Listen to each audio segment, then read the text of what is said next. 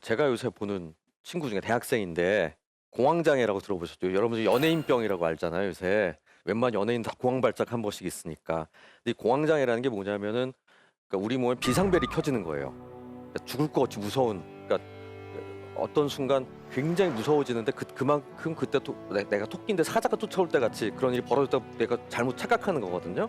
되게 무서워. 심장이 150번, 160번씩 뛰고 막 어떻게 당장 도망가야 될 것 같고.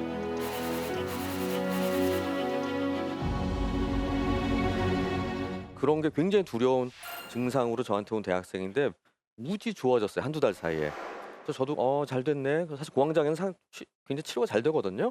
근데 하루는 그 친구가 와야 된 날이 아닌데 왔어요.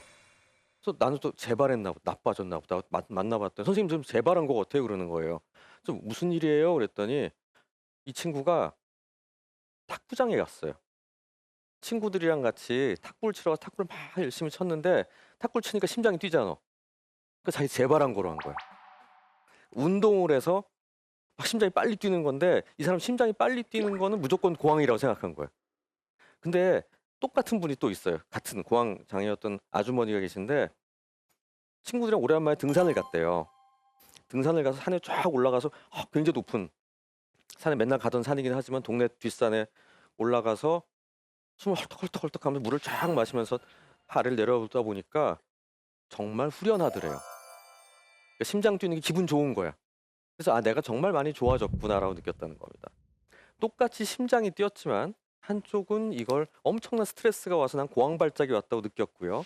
한쪽은 그냥 등산을 해서 기분 좋다로 바뀐 거예요. 그러니까 우리 굉장히 많은 스트레스를 받고 살고 있고요. 항상 불안하고 긴장하며 살고 있습니다. 근데 한편으로는 그 일 자체를 한쪽은 공포스럽게 느끼고 되게 싫어요. 한쪽은 기분 좋음으로 느껴요. 이것과 관련돼 가지고 또 하나의 연구가 있습니다. 연구라기보다 또 실험인데 여러분들 우리 외국 여행 가면 이런 거 하는 거 있죠? 저 패러슈트 타고 내 점프하는 스카이 점프하는 거예요. 그럼 프로 다이버들이 앞에 메고 내려오죠. 우리 저기 방송 예능 방 보면 많이 나오잖아요. 그럼 그걸 딱 뛰기 전에 심박수를 재봤어요. 앞에 아마추어들 보통 사람들 그 뒤에 있는 프로 다이버들 또 그럼 우리가 생각했던 프로 다이버들은 심장 안 뛸 거거든요. 하루에도 4번 5번씩 뛰어내리는 사람들이고 그러니까 근데 똑같이 150번까지 뛰더래요. 그 비행기 앞서 딱 뛰기 직전에. 그래서 이게 무슨 일인가 했더니 앞에 사람은 이거 혹시 안 켜지면 어떻게 하자 무서워서 심장이 뛰는 거고 뒤는 와 재밌겠다래. 오늘도 재밌겠다. 이 사람 즐기는 거야. 즐기다 보니까 흥분이 막 되는. 우리 몸은요 이렇게 스트레스에 대해서 똑같이 반응을 하는데 그걸 어떻게 인식하냐에 따라서 달라집니다. 근데 우린 너무 많은 사람들이 스트레스 그럼 나쁜 거라고 생각하고요. 스트레스 그럼 박멸해야 되는 거 생각하고 스트레스 없는 세상에 살고 싶다고 생각해요. 그러면서 열심히 노력을 하는데 그 방향이 잘못되어 있다는 오늘 제가 여러분들과 나누고 싶은 주제입니다. 그게. 여러분들이 생각할 때 나의 삶을 가장 힘들게 하는 거 그게 뭐라고 생각하세요? 학생 뭐라고 생각하세요? 난 뭐 때문에 제일 힘들어? 그 학생. 예. 시험 보는 것 때문에 또. 응? 실패에 대한 두려움. 시험 우리 MC님은 미래. 미래에 대한 두려움. 미래 무슨 일이 겁나는 거죠. 그러니까 앞날에 대한 두려움이 생긴 거고요. 또 어르신들 만나보면 돈, 다음에 자식, 뭐 시간이 없어서 이런 얘기들 많이 하세요. 근데 제가 긴장하고 불안해하는 분들을 만나서 보면 공통점으로 보는 게 의외의 것들을 찾게 됩니다. 왜냐면 다 착해. 착하게 살고 하라는 대로 다 했는데 이상하게 잘 안 풀리고 항상 긴장하고 있어. 불안하고. 그런 분들의 특징이 열심히 살고요. 항상 최선을 다하고요. 완벽했으면 좋겠다고 생각해요. 나쁜 말 한 개도 없죠. 뭐 나태하는 사람은 정말 나쁜 사람을 비도덕적이라 생각하고 윤리적으로 살려고 그러고 항상 남을 배려하고요. 미움받는 것도 싫고 완벽하게 살고 싶어요. 근데 힘들어 죽겠어. 도대체 뭐야? 라는 생각이 드는 겁니다. 제가 보는 분들은 너무너무 착한 분들이 하라는 대로 열심히 최선을 다해서 완벽해지려고 노력했는데 어느 순간 지쳐서 못하겠어요 라고 오는 분들을 전 만나요. 그러니까 제가 그럴 때 말합니다. 오죽하면 여기까지 저를 만나러 오셨겠어요. 정말 큰 결심하고 오셨네요. 근데 잘 오셨습니다. 물론 약 하나 먹는 거로 일단은 좋아질 수 있게 더 중요한 건 우리의 삶의 태도를 바꾸고요. 라이프스타일을 좀 바꿀 수 있는 생각의 전환이 필요한 시점이 왔기 때문에 우리 오게 되는 거죠. 여러분들 치과 갈 때 겁나시죠? 이빨 딱 열면 나는 충치 약간 뭐 스케일링만 하러 가는 선생님 막 뜯더니 여기도 충치, 여기도 충치 막 이런 겁나잖아요. 그렇듯이 우리가 병원에 올 땐 겁나는 거예요. 근데 막상 와 보면 그게 하나의 계기가 돼서 이왕 좀 더 나아질 수가 있겠죠. 하나의 계기가 돼서 우리가 근데 여러분들과 오늘 이 시간을 갖는 것도 저는 그냥 어디가 아파서가 아니라 내가 조금 더 나은 사람이 되기 위해서 더 열심히 살고 더 최선을 다해 더 완벽한 게 아니라 최선을 다하지 않고 덜 열심히 하고 완벽하지 않아도 나쁘지 않아. 이 정도면 충분해라는 생각을 하실 수 있으면 좋겠다는 겁니다. 지금까지는 우리는요, 7살짜리 애들부터 너 열심히 해. 이런 얘기 많이 들어요. 너 열심히 하지 않으면 노숙자 돼. 막 겁나요. 엄마들이 이렇게 기차역에 이렇게 앉아 계신 분들 보면서 너 공부 안 하면 저렇게 돼. 이런 얘기할 때 좀 무서워요, 저도. 저도 어릴 때 그런 얘기 들었던 것 같아. 근데 그러다 보니까 어릴 때 성실하게 열심히 최선을 다해서 하면 성적이 올라가. 성적이 올라가면 칭찬받아. 칭찬받으면 기분이 좋아. 새칭 자존감이 올라가. 그러니까 더 열심히 해. 우리 이 고리에 따라 올라갔습니다. 근데 거기에 한계가 오기 시작했다는 게 문제예요. 저는 이제 아이들 보면요. 아이들 좀 보는데 40점짜리 애를요. 60점 만드는 거 쉬워요. 어떻게 하면 되는지 아세요? 어머니한테 문제지에 답 달아주라 그래요. 괜히 이런 애들은 문제 풀면 안 돼. 더 헷갈려져. 그러니까 문제쟁이가 동그랗게 엄마가 빨간 펜 답 달아주고 문제와 답, 문제와 답, 문제와 답만 다 한 3번만 읽고 가면 60점은 나와요. 제일 쉽게 하는 방법이야. 근데 60점짜리를 80점 만들 때는 그래도 교과서는 다 읽어야 돼요. 촘촘하게 그리고 잘 문제집도 풀어봐야 돼. 근데 문제는 90점짜리가 100점 되는 건 진짜 어렵죠. 거기서 틀리라고 내는 문제를 맞춰야 되니까 한 10배는 풀어야 되겠지. 자, 우리의 삶이 우리 아버지 세대 때는 한 40점짜리 나라였어, 우리나라가. 되게 가난해서 먹을 것도 없고, 막 굶어 죽게 생겼고, 우리가 예를 들면 우리 안녕하세요 물어 인사하잖아요. 다음에 또 뭐 하죠? 식사하셨어요? 이런 얘기 하잖아요. 두 가지가 참 불쌍한 인사법 같아. 안녕하세요는 병 안 걸리고 잘 있냐는 얘기죠. 밤새 안 죽었어요? 이런 얘기죠. 옛날에 무슨 난리 나고 그런 때니까 다 식사하셨으면 밥은 굶고 다니지 않니? 우리가 안부 물어주는 미풍양속이긴 하지만 불쌍한 얘기잖아요. 근데 그 정도의 나라였단 말이에요. 근데 지금 되게 잘 살죠, 우리나라 가면. 여러분들 혹시 한 번쯤 해외여행 가시면 한국 되게 잘 사는 나라였구나. 처음 알게 되죠. 우리가 40점에서 열심히 해서 60점, 80점까지 잘 갔어요. 근데 지금 얼추 90점짜리 나라가 된 거야. 그러니까 이제 90점짜리 나라에서 여러분들 자리 잡으려니까 보통이 90점들끼리 있는 무슨 영재고 와 있는 분위기인 거야, 이게.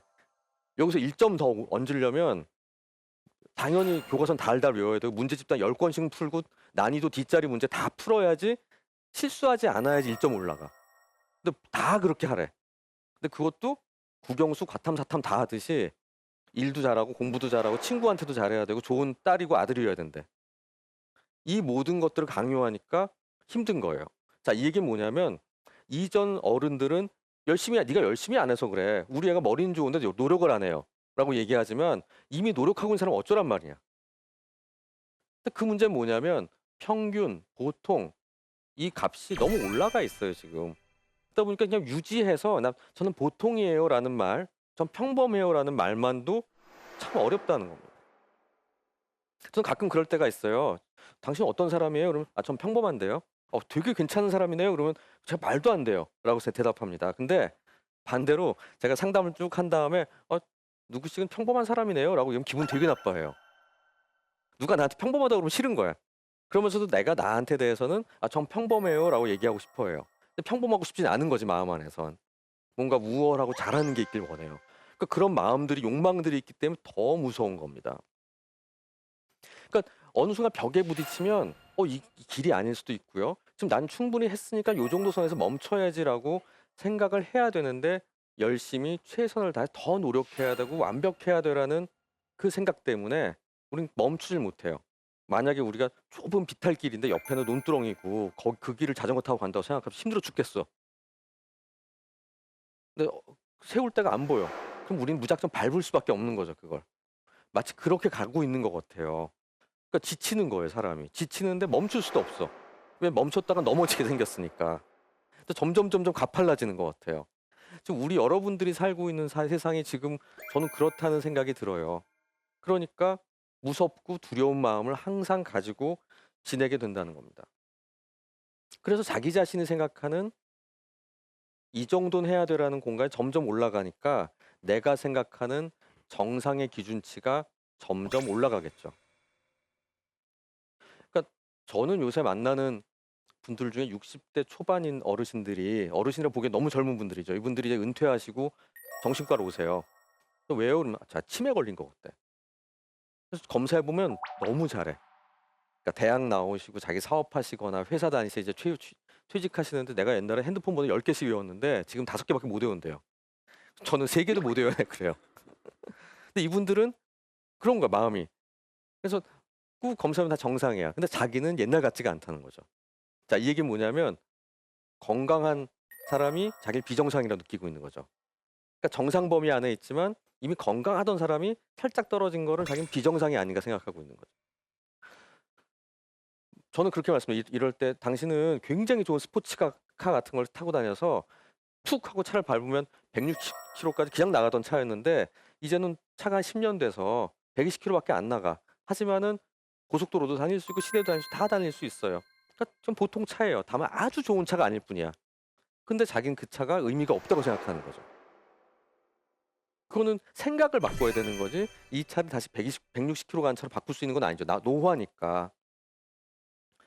여러분들 건강검진 우리 하잖아요. 저는 그 말이 좀 어폐가 있다고 생각해요. 왜냐면 그건 정상임을 확인시켜주는 거지 건강함을 확인시켜주는 건 아니에요. 건강함이란 정상 그 이상입니다. 그러니까 아마 우리 MC분도 건강검진하면 나오는 건 없잖아요. 그렇죠? 하지만은 그렇다고 아주 건강하다는 생각은 안 할 수도 몰라요. 아주 건강하려면 저기서 내가 푸시업 시키면 50개씩 팍팍팍팍 하고요. 그다음에 안경 안 쓰고도 2.0이고요. 그다음에 한 10km 정도는 5km, 10km 한 40분에 막 뛸 수 있는 정도의 폐활량. 이쯤 있어 우리 건강하다고 얘기할 수 있는 거죠. 아니면 2박 3일 밤샌 다음에도 잠깐 3시간만 자도 또 일할 수 있어. 근데 우리는 그 정도를 자꾸 원해. 퍼포먼스 자체를요. 그러면서 그게 안 되면 난 비정상을 생각하고 불안해해요. 혹시 그런 거 아닌가 생각해 보자는 거죠. 워낙 경쟁이 세고요. 빡세고요. 사람들 사이에 경쟁도 심해서 자꾸 옆에서 비교하고요.